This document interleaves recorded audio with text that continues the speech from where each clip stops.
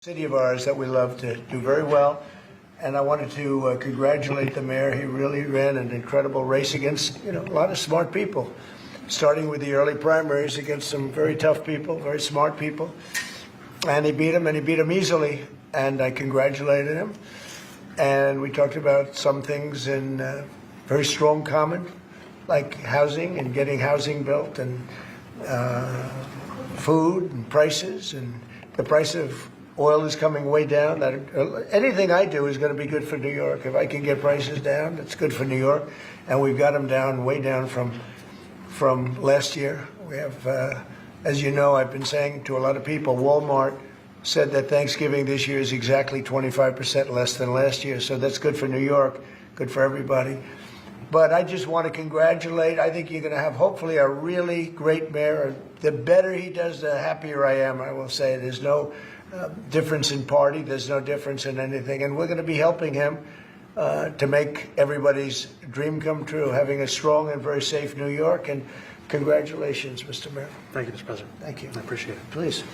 I appreciated the meeting with the president, and as he said, it was a productive meeting focused on a place of shared admiration and love, which is New York City, and the need to deliver affordability to New Yorkers, the 8.5 million people who call our city their home, who are struggling to afford life in the most expensive city in the United States of America. We spoke about rent, we spoke about groceries, we spoke about utilities, we spoke about the different ways in which people are being pushed out, and I appreciated the time with the president, I appreciated the conversation. I look forward to working together to deliver that affordability for New Yorkers. Thank you very much. Any questions, please? President Trump, Stephen Nelson from the New York Post. I've got a question for you and then also one for Mayor-elect. Sure. For you, you referred to Mr. Mamdani as a communist. Can you describe why you feel that way? And also, will you do anything to stop him from arresting Prime Minister Netanyahu if he visits New York? Well, we didn't discuss your second part of the question. And on your first part, I mean, he's got views that are a little out there, but who knows? I mean, we're going to see what works, or he's going to change also. We all change. I changed a lot. From when I first came to office. It's now quite a while ago. It's quite a while. My first term was great. We had the greatest economy in the history of our country. We're doing even better now. We're doing much better now than we did even the first term. And I can tell you some of my views have changed. And we had discussions on some things. I'm not going to discuss what they were, but that I feel very confident that he can do a very good job. I think he's going to be. I think he is going to surprise some conservative people, actually, and some very liberal people. He won't surprise them because they already like him. And Mr. Mamdani, it sounds like you had a productive discussion, but just days ago you referred to President Trump as a despot who betrayed the country. You said you'd be his worst nightmare and accused him of having a fascist agenda. Are you planning to retract any of these remarks in order to improve your relationship? I think both President Trump and I, we are very clear about our positions and our views, and what I really appreciate about the president is that the meeting that we had focused not on places of disagreement, which there are many, and also focused on the shared purpose that we have in serving New Yorkers. And frankly, that is something that could transform the lives of the 8.5 million people who are currently struggling under a cost of living crisis, with 1 in 4 living in poverty. And the meeting came back again and again to what it could look like to lift those New Yorkers out of struggle and start to deliver them a city that they could do more than just struggle to afford it, but actually start to live in it. And I've been called much worse than a despot, so it's not that insulting. Maybe I think he'll change his mind after we get to working together. Yes, please. Mr. President, from MTV Lebanon. Good. I would like to ask you a question about the Middle East regarding you said that Hezbollah in Lebanon is not in a good position. And Lebanon now is the final unresolved after Gaza and Syria. Given your assessment, like what do you say for the Lebanese today? It's the independent state in Lebanon. And what is your next move to push toward disarmament? Sure. Well, we are pushing for total disarmament of Hamas and, frankly, everybody else. And we actually have peace in the Middle East. As you know, the King of Saudi Arabia just left yesterday. We had some great meetings, and he's made a contribution toward the United States of more than $1 trillion. We have now over $20 trillion coming in. No country has ever had anything like that, not even close. If you go to 2 trillion or 1 trillion, it's a lot. We have 20 or $21 trillion. I think that Hezbollah has been a problem in Lebanon, big problem. We're working with Lebanon. We're working with everybody in the Middle East. That's another thing I think we have in common. We want to see peace in the Middle East, and we actually have now, for the first time, peace in the Middle East after 3,000 years. And now we're going to refine it, and I think you're going to see some very positive things happen. There is the potential to invite the Lebanese president. Oh, sure. Oh, I would do that, absolutely. And if the mayor would like to be here for that meeting, because I know he feels very strongly. I think you feel very, very strongly about peace in the Middle East. I think We desperately want it, and that's something that I shared with the president, that when I spoke to New Yorkers who had voted for the president last November on Hillside Avenue and Fordham Road, I asked them why. I heard again and again two major reasons. One was that they wanted an end to forever wars. They wanted an end to forever wars. They wanted an end to the taxpayer dollars we had funding violations of human rights, and they wanted to address the cost of living crisis. And I appreciated the chance to discuss both of those things. he said a lot of my voters actually voted for him, and One in 10. And I'm okay with that. President Trump, I hope this that as well. I'll do that. I'll sign it. Give it to me. I'll sign it in a minute. That's pretty good. Mr. President, Yeah, please. you threatened to send federal troops to New York City. You both have differences when it comes to ICE agents Right. in New York City. Mr. Mamdani, you called ICE a rogue government entity. I wonder how you reconcile your differences on both of those issues. Well, I think we're going to work them out, and I think that if we have known murderers and known drug dealers and some very bad people, we want to get them out. And the mayor wants to have peace. We discussed this at great length, actually, maybe more than anything else. He wants to have a safe New York. Ultimately, a safe New York is going to be a great New York. If it's not safe, no matter how well we do with pricing and with anything else, we can talk about anything you want. If you don't have safe streets, it's not going to be a success. So we're going to work together. We're going to make sure that if there are horrible people there, we want to get them out. I think he wants to get them out, maybe more than I do. So we'll work together. We discussed it at great length. Yes, please. Yeah, two questions, if I may. One for you, Mr. President, from BBC in a second. But first of all, to the mayor-elect. You're both from different parts of the political spectrum. You're both populists, though, and I just wonder to what extent the president's campaign style, his techniques, his social media use inspired any part of your campaign? Well, I actually told the president that, so much of the focus of our campaign has been on the cost of living crisis. And when we asked those New Yorkers who had voted for the president, when we saw an increase in his numbers in New York City, that came back to the same issue: cost of living, cost of living, cost of living. And they spoke about the cost of groceries, the cost of rent, the cost of Con Ed, the cost of childcare. And too often, politicians are looking to lecture to New Yorkers what they should care about, as opposed to listen. And when we spoke to those voters who voted for President Trump, we heard them speak about cost of living. We focused on that same cost of living, and that's where I am really looking forward to delivering for New Yorkers in partnership with the president on the affordability agenda.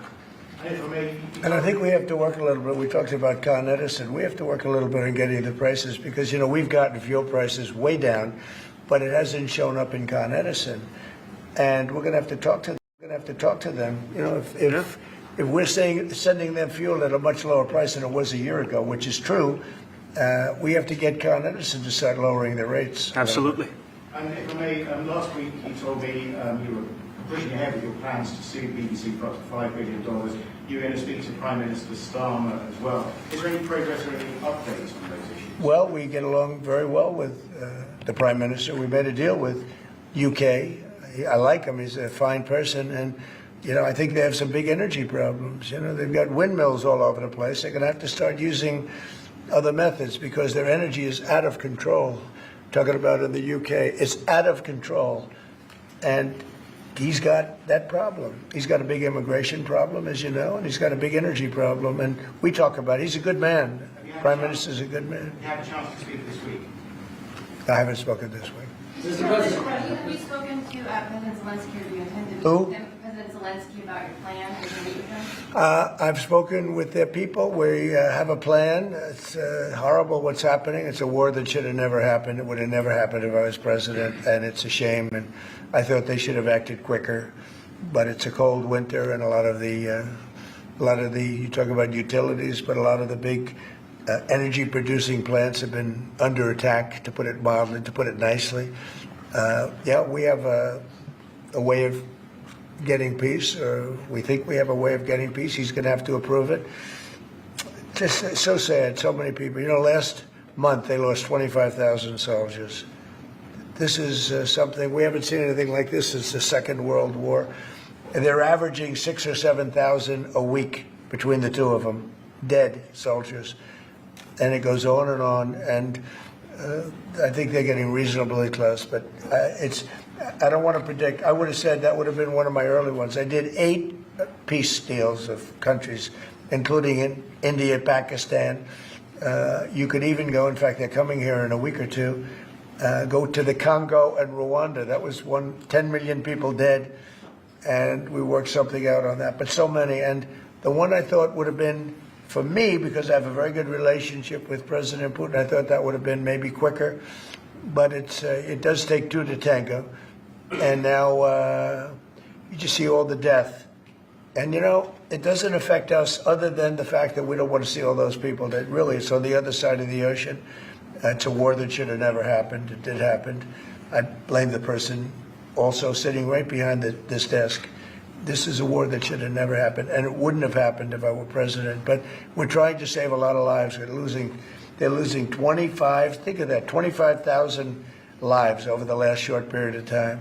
That's Ukrainian and Russian, and it's a shame. What happens if I want to ask the mayor-elect about a House resolution just passed overwhelmingly to condemn socialism, including with 86 Democrats, all of House Dem leadership, and the minority leader, Hakeem Jeffries, despite his endorsement of you. What's your reaction to that? I have to be honest with you, I focused very little on resolutions. Frankly, I've been focusing... Condemn socialism. I understand. I think the focus is on the work at hand. I can tell you I am someone who is a democratic socialist. I've been very open about that. And I know there might be differences about ideology, but the place of agreement is the work that needs to be done to make New York City affordable. That's what I look forward to. And I want to clarify your answer to Stephen Nelson. He asked about your comment calling the president a fascist, and your answer was, both President Trump and I have been clear about our positions and our views. Are you affirming that you think President Trump is a fascist? I've spoken about... That's okay. You can just say yes. Okay. All right. Okay. It's easier. It's easier than explaining it. I don't mind. And Mr. President, I wanted to ask you also about this Ukraine plan. Yeah. President Zelensky said today that his country would risk either giving up a partner or giving up its dignity. There's been criticism that this deal... You mean he doesn't like it? It's unclear. He was sort of Well, pretending... he'll have to like it, and if he doesn't like it, then, you know, they should just keep fighting, I guess, you The know. suggestion that you made, though, was that if he doesn't accept it, that the U.S. would pull back its support for Ukraine. Is that Well, at some accurate? point, he's going to have to accept something, you know. He hasn't accepted. You remember right in the Oval Office, not so long ago, I said, you don't have the cards. Don't forget, I inherited this war. I would have never, this war never would have happened. I inherited this war. And I thought he should have made a deal a year ago, 2 years ago. The ultimate deal would have been if it never started. That would have been the good deal. That could have been done too if you had the right president, but you didn't have the right president. Mr. President, cost of living is something that you and Mr. Mamdani seem to agree on. Right. Democrats have run New York City for a long time, Mr. Mamdani. Do you see Democrat policy specifically as being a problem? And I'd like that to be a question that both of you could answer in New York City. Look, I think that there are many things in our city where we have to own the responsibility of it, things that existed long before the president was the president. And those are also part of the message of our campaign, was to take on a broken politics of the past. And I ran against a number of candidates who represented different versions of that past. And what we found time and again is that working people were left behind in the politics of our city. And what we're looking to do is put those people right back at the heart of our politics so that we don't have a situation where we're in the wealthiest city in the history of the world, and yet 1 in 5 can't even afford $2.90 for a Metro card. Mr. Mamdani, You know, we had some interesting conversation, and some of his ideas really are the same ideas that I have. But a big thing on cost, you know, the new word is affordability. Another word is just groceries. You know, it's sort of an old-fashioned word, but it's very accurate. And they're coming down high. They were, you know, we had, both of us, we had the highest inflation in the history of our country the last 4 years under the Biden administration, and we've got inflation down now to a normal number. It's going to go even a little bit lower than that. Katie, do you have something in a bit? Mr. President, thank you so much. Mr. Mamdani often talks about New York City being covered by international law, that they will follow international law. doesn't often talk about the U.S. Constitution. What is your response to that? Well, I don't know what you're referring to in terms of it can be covered by international law, local law. It's covered by a lot of laws, but it's covered by U.S. law. Are you referring to anything in particular? You just said that they're a city that endorses and enforces international law.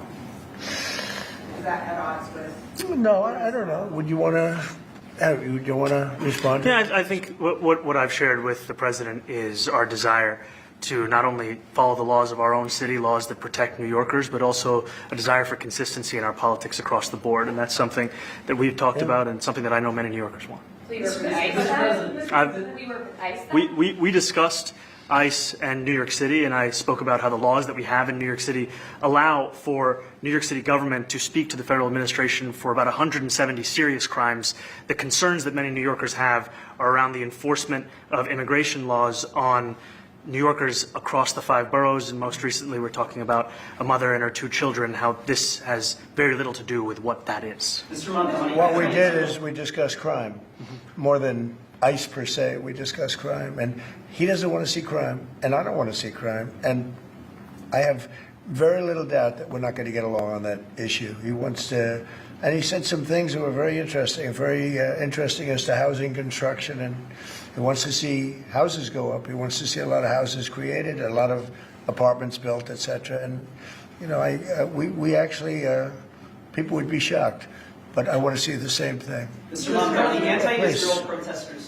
Jack? Mr. President, I want to know one of the policies as well that Mayor-elect Mamdani talked a number of times about on the campaign was shifting the tax burden for property taxes from what he called minority communities to white-based communities and putting more taxes on white people. I also noticed that in your acceptance speech you didn't mention anything about America or Christians or white people in general, and so I didn't know if that was one of the policies that you guys had spoken about.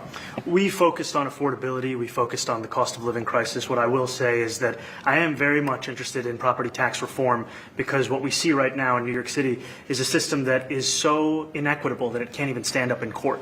And the president and I spoke about the importance of not only building more housing, but also making sure that regulation of housing is something that is manageable to actually get through and not the cause of yet another weight that we see in our But to be city. clear, you're continuing this idea of race-based property taxes. No, to be very clear, That's what you said. no, the use of the term was a description of neighborhoods, not a description of intent. So you intend to tax the whiter neighborhoods more? No, we intend to create a fair property tax system because we want a New York City that is not only fair and equitable, but also one that every New Yorker can afford. Mr. Mamdani, anti-Israel protesters just targeted city houses. Please, God. Mr. Mamdani, anti-Israel protesters just targeted a synagogue in New York. Are you concerned about Jewish New Yorkers feeling welcome and safe in the city? And President Trump, you've threatened to cut off federal funding to New York City. What policies would prompt you to do that? Would that be city-run grocery stores? Would it be something else? Well, I think if we didn't get along, whether it's cut off or just make it a little bit difficult or not give as much, we want to see, I use the term, we don't want good money going after bad. And we don't want that to happen. I don't think that's going to happen. I did say that, you know, subject to what policies are being set. We had a meeting today that actually surprised me. He wants to see no crime. He wants to see housing being built. He wants to see rents coming down, all things that I agree with. Now, we may disagree how we get there. The rent coming down, I think one of the things I really gleaned very much today, he'd like to see him come down, ideally, by building a lot of additional housing. Yeah. That's the ultimate way. He agrees with that, and so do I. But if I read the newspapers and the stories, I don't hear that. But I heard him say it today, and I think that's a very positive step. No, I don't expect. I expect to be helping him, not hurting him. A big help, because I want New York City to be great. Look, I love New York City. It's where I come from. I spent a lot of years there. Now I'm right here. We took a big setback with the mayor that we had, Dave de Blasio. I thought it was a tremendous setback for the city. I think this mayor can do some things that are going to be really great. Mr. President, Yeah, okay, how about you? Go ahead, Thank you, Mr. please. President. You're a billionaire. You have a different address nowadays than you used to, but you used to call New York City home. Would you feel comfortable living in New York City under a Mamdani administration? Yeah, I would. I really would, especially after the meeting. Absolutely. What makes you comfortable? we agree on a lot more than I would have thought. I think I want him to do a great job, and we'll help him do a great job. You know, he may have different views, but in many ways, you know, we were discussing when Bernie Sanders was out of the race, I picked up a lot of his votes, and people had no idea because he was strong on not getting ripped off in trade and lots of the things that I've practiced and been very successful on.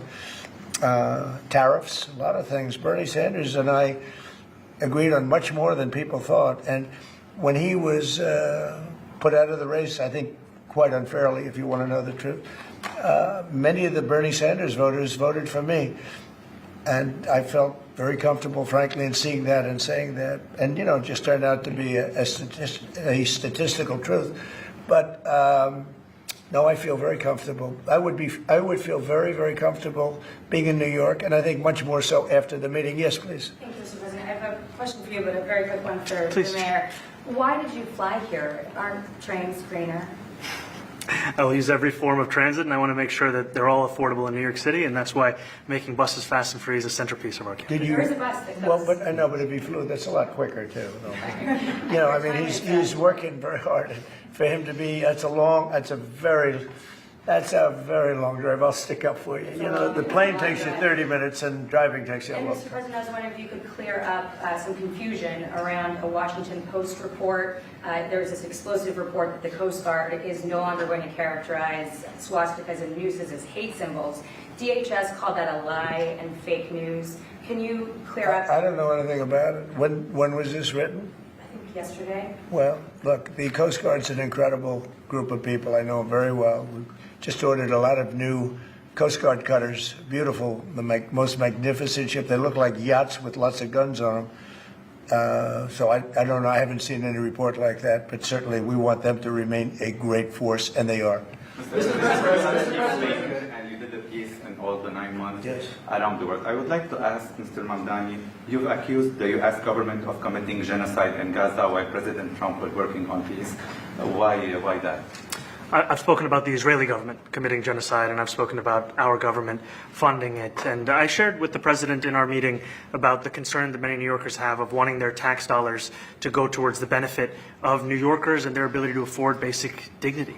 And what we see right now is we're in the 9th consecutive year of more than 100,000 school children being homeless in our city. And there's a desperate need not only for the following of human rights, but also the following through on the promises we've made New Yorkers. And I appreciated the meeting we had and the work that we can do. Do you agree that President Trump did do a peace and work hard to make the peace? Because he worked hard to do the peace in the Middle East and everywhere.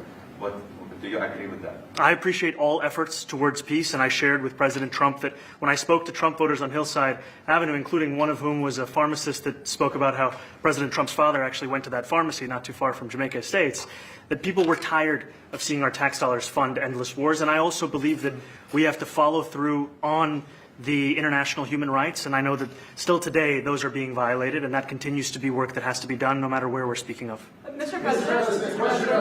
Thank you, Mr. President. Do you view the mayor-elect as the true leader of the Democrat Party? And do you think Leader Schumer is a leader Jeffries, have to follow his lead? Well, look, I hope they have great leaders. This is a man that right now I think is focused in New York City.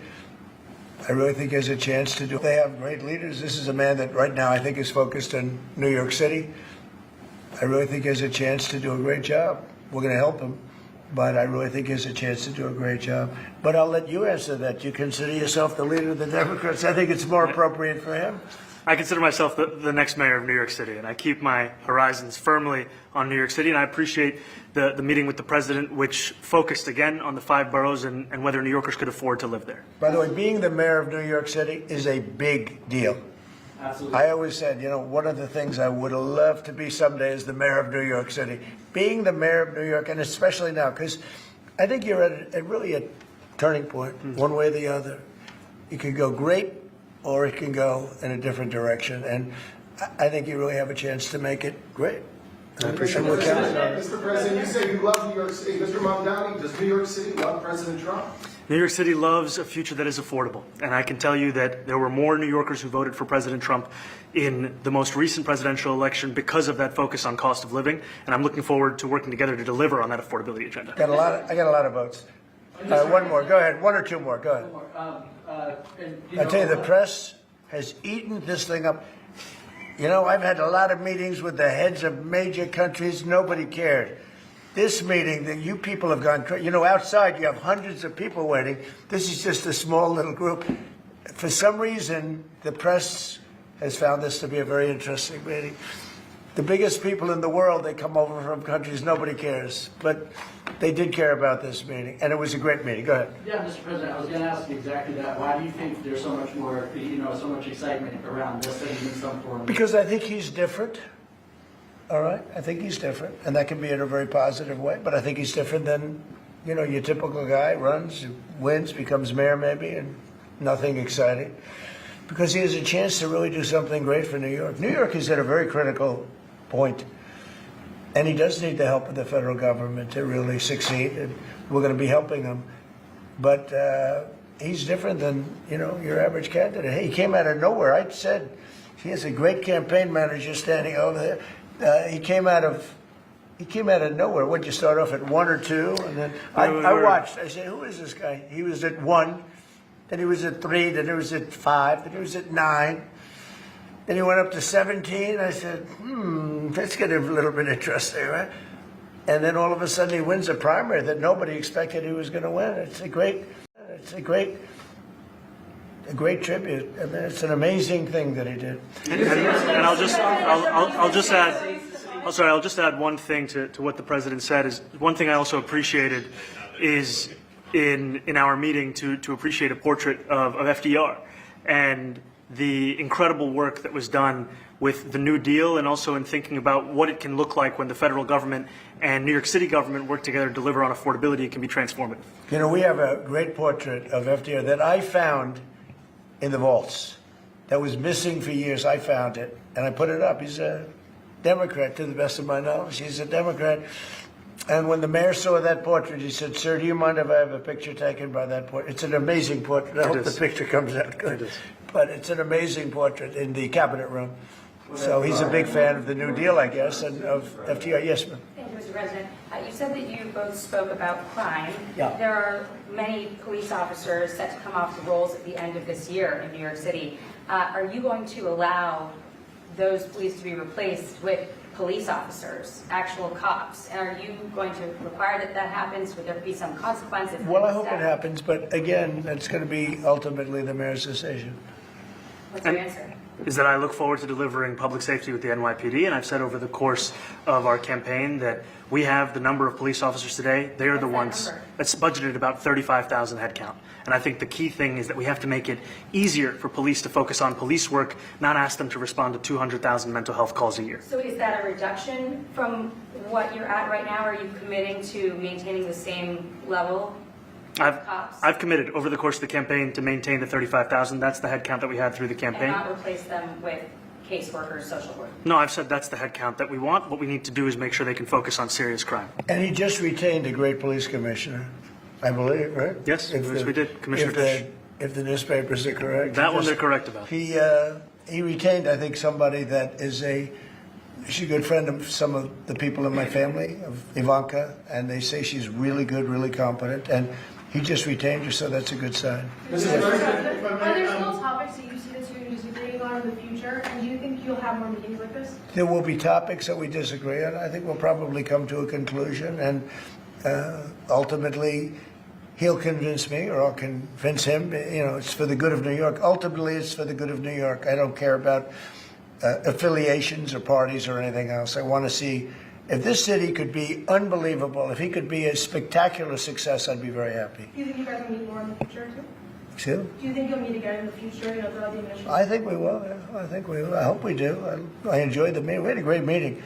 Please. Mr. President, Republican Elise Stefanik has campaigned multiple times by calling ZOHRAN MAMDANI a jihadist. Do you think you're standing next to a jihadist right now in the Oval Office? No, I don't, but she's out there campaigning, and you say things sometimes in a campaign.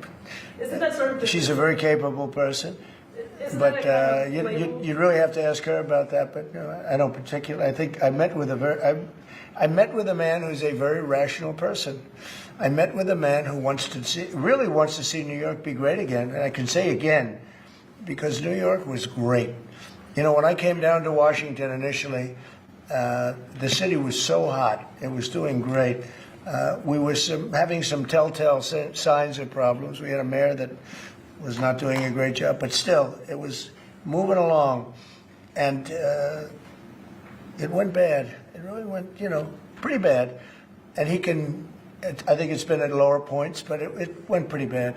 I think he can bring it back. Now the question is, will he bring it back all the way? Will he bring it back greater than ever before, which is, I guarantee, that's his wish. I think he wants to make it greater than ever before. And if he can, we'll be out there cheering. I'll be cheering for him. Okay? Thank you very much, everybody. Is there a reason you chose not to answer the question about sitting on the protest?